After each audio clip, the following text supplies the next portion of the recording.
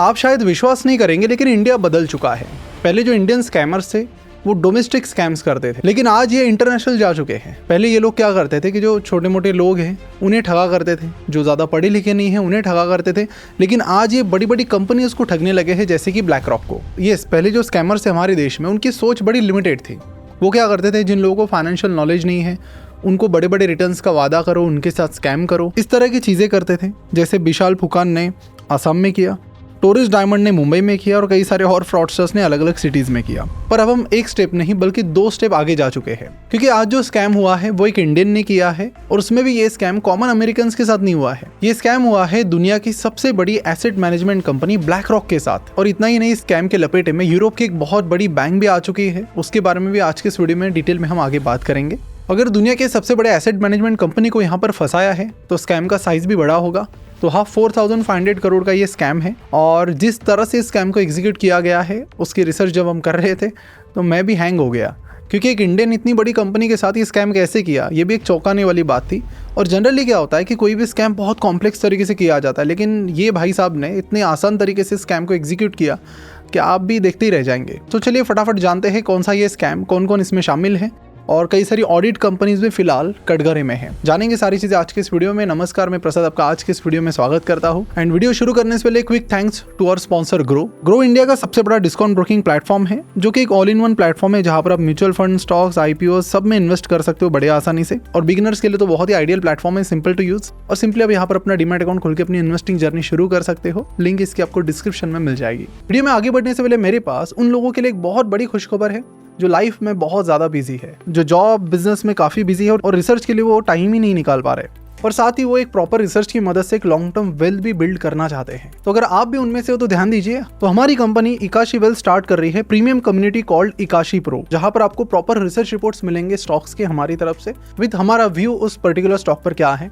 और उसके साथ ही मैं आपको ये भी बताना चाहता हूँ कि we are SEBI registered research analyst. इस इकाशी प्रो कम्युनिटी में आपको 2 प्लान मिलेंगे। एक तो 12 महीने का होगा जिसमें आपको रिसर्च बैक 12 स्टॉक्स प्रोवाइड किए जाएंगे, और एक 6 महीने का रहेगा जहां पर आपको 6 स्टॉक्स प्रोवाइड किए जाएंगे ओवर द 6 मंथ्स। इसके अलावा उस रिसर्च रिपोर्ट के साथ आपको पर्टिकुलर अलर्ट भी दिए जाएंगे, और उसके साथ उस पर्टिकुलर स्टॉक्स के बारे में हमारा ओपिनियन क्या है, बाय है, सेल है, न्यूट्रल है, वो भी हम वहां पर आपको बताएंगे उस रिसर्च रिपोर्ट में। और ये सारी चीजें ओवर ईमेल एंड व्हाट्सएप आपको रेगुलरली मिलती रहेगी। राइट नाउ कम्युनिटी लॉन्च हो रही है, तो लिमिटेड टाइम डिस्काउंट है जो कुछ ही घंटों में खत्म भी हो जाएगा। तो अगर आप इंटरेस्टेड है तो नीचे दिए गए फॉर्म पर क्लिक कीजिए और हमारी टीम आपसे कनेक्ट करेगी। प्राइस की बात है तो वो भी आपके लिए काफी सही रखेंगे, और पर stock price we will make sure कि 1000 रुपीज से कम ही हो। तो don't miss out on this opportunity. इस ऑफर को जरूर मिस ना करें, लिंक नीचे दी गई है। चलिए बढ़ते वीडियो की तरफ। तो देखिए, जो स्कैम हुआ है ये ब्लैक रॉक के साथ हुआ है, जो 11.5 ट्रिलियन डॉलर मैनेज करती है। इमेजिन कीजिए, बहुत बड़ी अमाउंट है। स्क्रीन पर लिख दूंगा तो स्क्रीन पर नहीं आएगा शायद। अब ये क्या है कि इतनी बड़ी कंपनी, तो इनकी हंड्रेड्स ऑफ सब्सिडरीज है। उसमें से एक है HPS, जो कि एक प्राइवेट कैपिटल सोल्यूशन फर्म है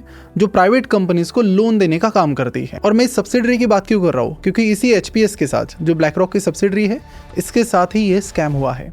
क्विक बैकग्राउंड स्टोरी दे दूं तो इस कंपनी को ब्लैक रॉक ने करीब 12 बिलियन डॉलर में खरीद लिया, और जिस महाशय ने स्कैम किया है उनका नाम है बंकिम ब्राह्म भट्ट। और इनकी लिंक्डइन प्रोफाइल को माने तो करीब 30 साल का इनका एक्सपीरियंस है टेलीकॉम इंडस्ट्री में। इन्होंने 1989 में इंडिया में अपना करियर शुरू किया, उसके बाद ये चले गए US में। वहाँ इन्होंने मल्टीपल कंपनीज बनाई, पर्टिकुलरली टेलीकॉम सेक्टर्स में।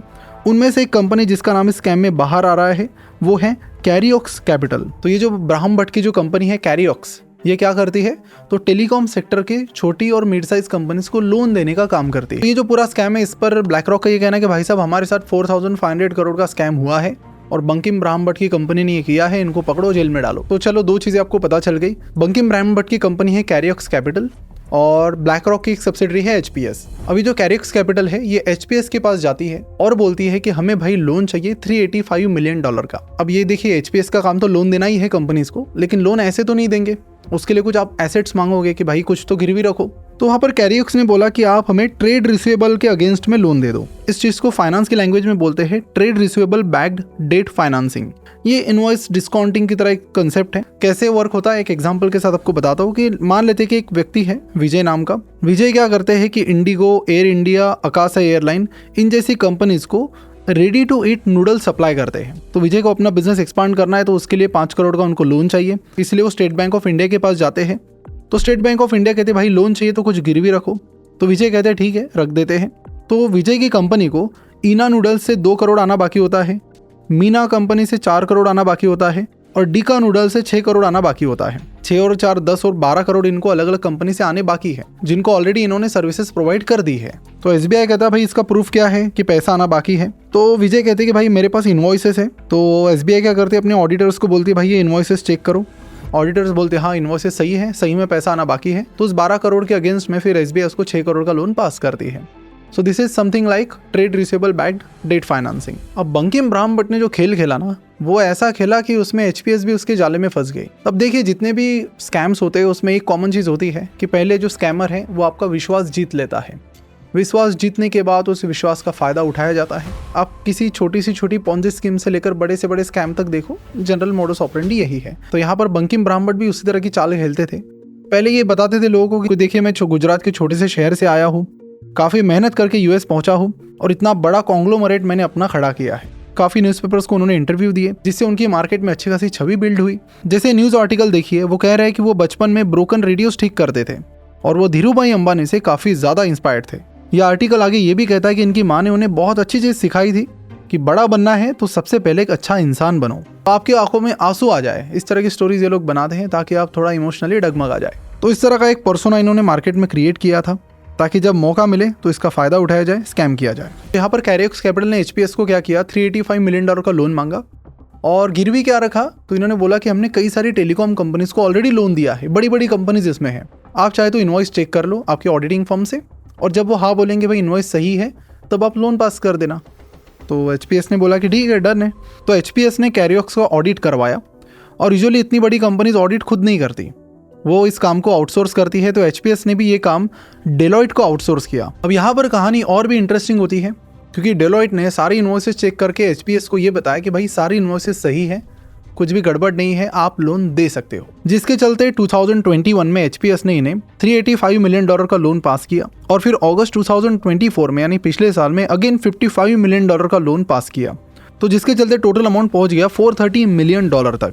अब ये जो छोटा वाला लोन बाद में पास हुआ उसके लिए ऑडिटर डेलॉइट नहीं था, सीबीज नाम का एक बड़ा ऑडिटर था जो कि यूएस का एक बहुत बड़ा ऑडिटर है।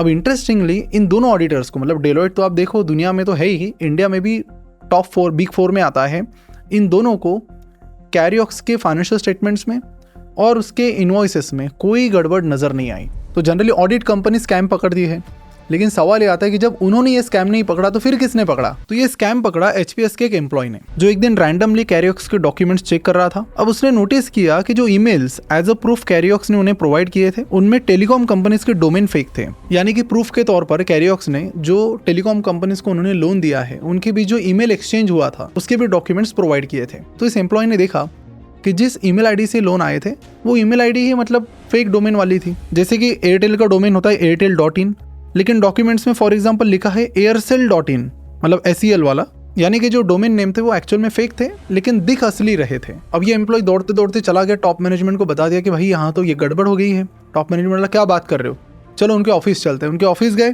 तो भाई ऑफिस बंद। आजू बाजू वाले लोगों से पूछा तो बोले महीनों से ऑफिस बंद है।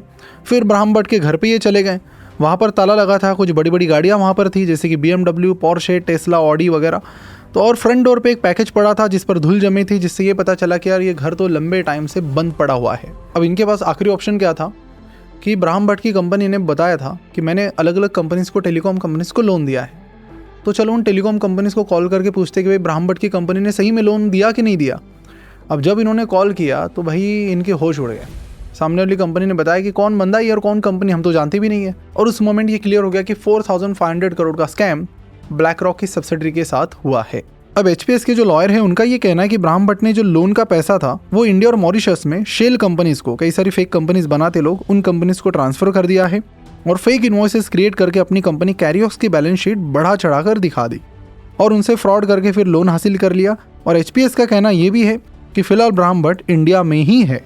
अब इसमें इंटरेस्टिंग कैच ये है कि ये जो लोन था ये एचपीएस ने खुद के पैसों से नहीं दिया, आधा पैसा उन्होंने यूरोप की एक बहुत बड़ी बैंक BNP परिबास से लिया था। अब रिसेंटली BNP परिबास ने $220 मिलियन का प्रोविज़न दिखाया है कि यार ये पैसा हमारा डूब गया, और कहा जा रहा है कि ये प्रोविज़न एचपीएस के लिए ही है।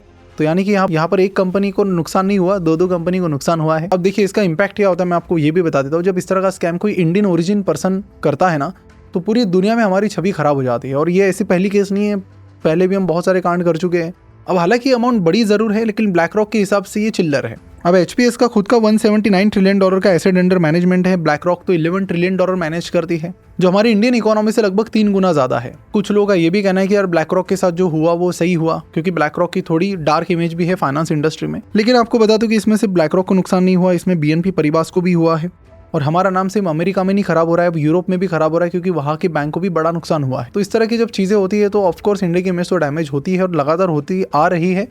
तो मुझे लगता है कि इंडियन गवर्नमेंट को भी तुरंत इसमें इंटरवेंशन लेके जो भी नेसेसरी एक्शन है वो लेनी पड़ेगी, ताकि थोड़ी बहुत अगर हम इमेज सुधार पाए, इंप्रूव कर सकते तो वो कर ले। और ऐसे वीडियोज़ के लिए चैनल को जरूर सब्सक्राइब कीजिए। यहाँ पर हम ऐसे ही फाइनेंस रिलेटेड स्टफ अपलोड करते हैं बहुत ही रेगुलरली, बहुत ही इंटरेस्टिंग तरीके से। तो फाइनेंस से रिलेटेड अपडेट रहना है, स्टॉक मार्केट के बारे में अपडेट रहना है, so don't forget to subscribe and click on the bell icon. और जाते जाते ग्रो को भी चेकआउट कीजिए, उनकी डीमैट अकाउंट की लिंक आपको नीचे डिस्क्रिप्शन में मिल जाएगी। So see you in the next video, तब तक के लिए बाय बाय, टेक केयर।